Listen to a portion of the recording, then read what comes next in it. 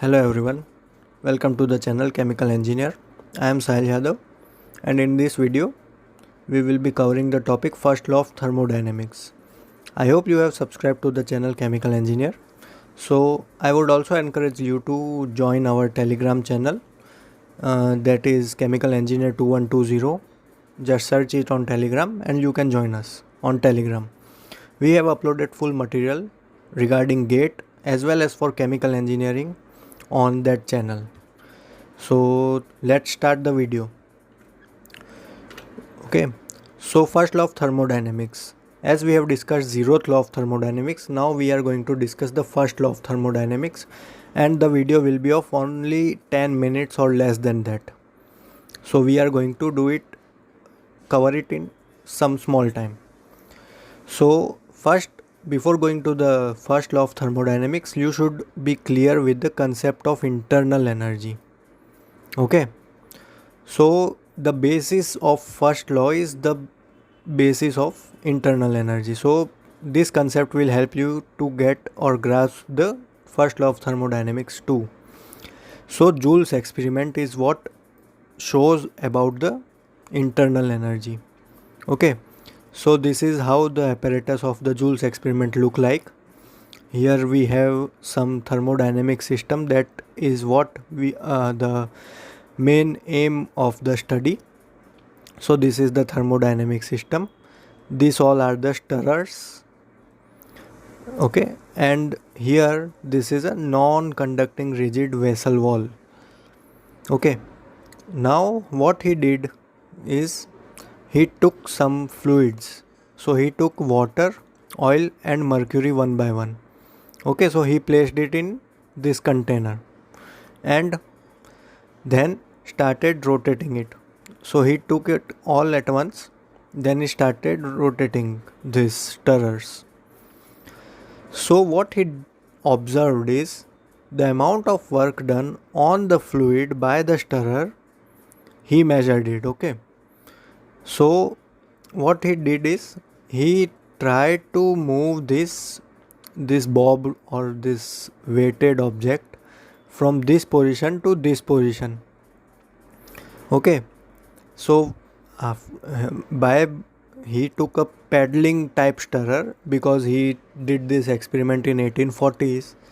So in those experiment he measured this displacement, and with displacement he measured temperature change in this system. Okay, so he recorded it. So observation were, for each fluid a fixed amount of work was required per unit mass. That is, for changing temperature work is required. Hence he concluded that temperature is function of work, or work is the function of temperature. Okay, so for every degree of temperature rise there is something, that is work is required. So he stated this. Next, the temperature of fluid could be restored to its initial value by transfer of heat by bringing in contact with cooler object. So we can change temperature by changing heat. So what he did is temperature is function of heat. This is Q. Okay, so temperature is function of heat and temperature is function of work, or we can say work and heat are dependent because of temperature. Okay, so this second law, how he can state that this interconvertibility exists. So for to prove this he coined a new term known as internal energy. Okay, it is not possible for any system to come back to its original position.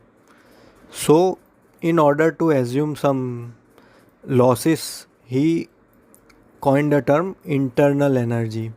Okay, so he stated that energy is restored in a form of internal energy. So internal energy is nothing but an energy which is stored in a system basis of chemical, mechanical or any other mean. Okay, So interconvertibility in Joule's experiment is due to internal energy. So this is why Joule's experiment is important to know when we study the first law of thermodynamics. Okay. So he coined the term internal energy. So addition of heat and work from an external source can lead to enhancement of the microscopic form of systematic internal energy. So what is this statement meaning is Q plus W is equal to some or summation of energy. Okay, so what he means is heat and work are interchangeable because of the energy, and in this experiment there was no kinetic energy, there was no potential energy or mechanical energy. Okay, so this all energy were absent, but the only energy that is present is internal energy. Okay, so he first found that internal energy is something that is inside or in the system. So this is what he first found out.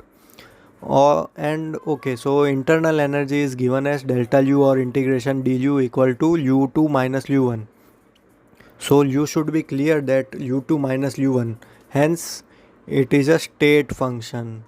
Okay, it is not a path function. It does not depend on how we are attaining the states. It is only dependent on final and initial conditions. Okay, I hope I am clear. If you have any doubt, just comment. Now we will study the first law of thermodynamics. First law of thermodynamics is also known as the law of conservation of energy. So what it states is energy can neither be destroyed nor created. When it disappears in one form, it must reappear at the same time in other form. Hence we cannot create energy nor can we destroy it. Okay, so there is no formal proof of the first law of thermodynamics. So there is no proof, but every object in the universe tend to follow this law.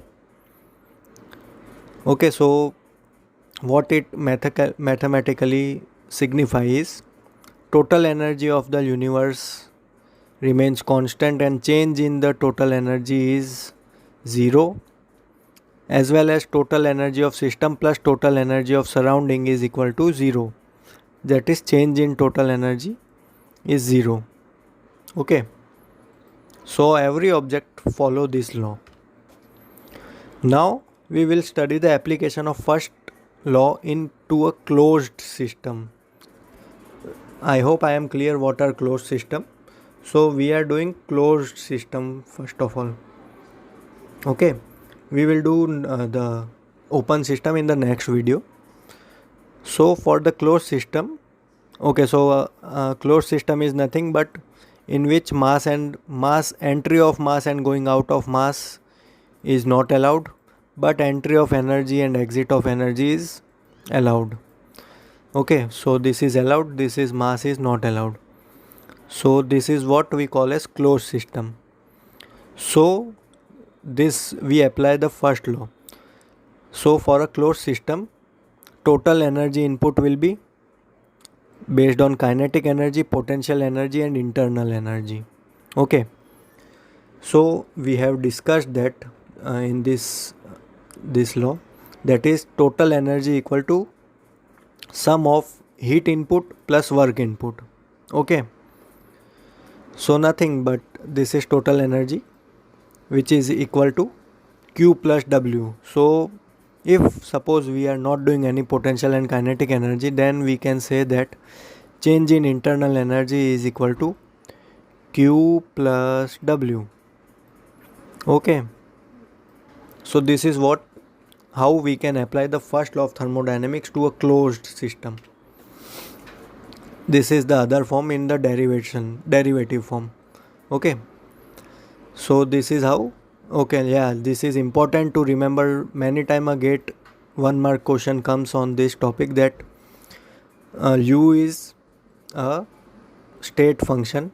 So how we can u depends on what parameter? So the answer is Q and W, and there may be option that Q and W are the path functions. Okay, so this must be clear. They may confuse that Q is also a state function. They may also confuse like this. Okay, but don't be confused.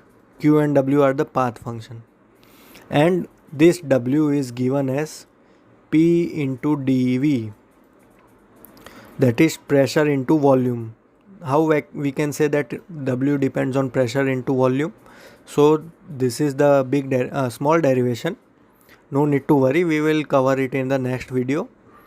So work is given as P into dV. You can match it by the SI units.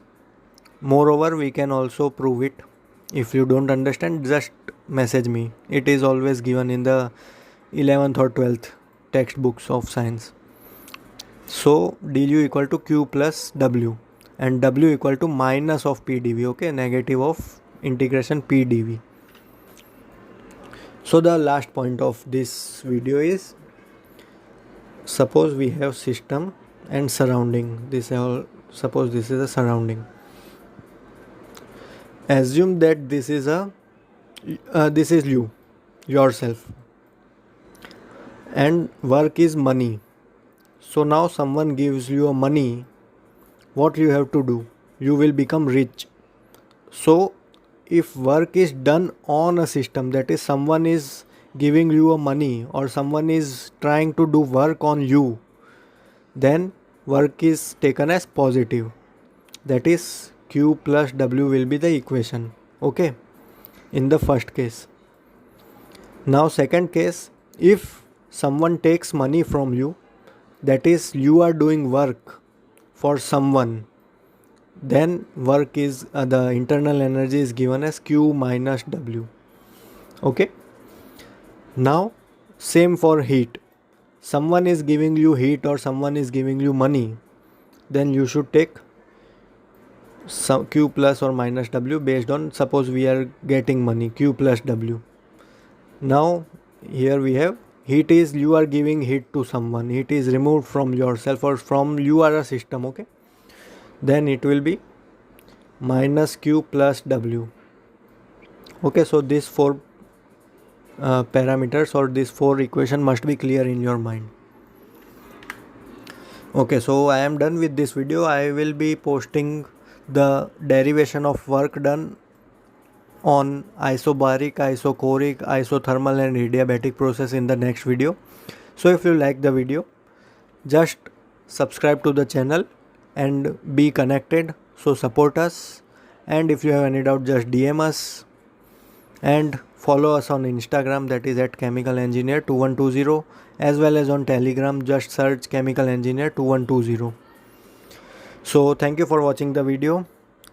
Alright, thank you.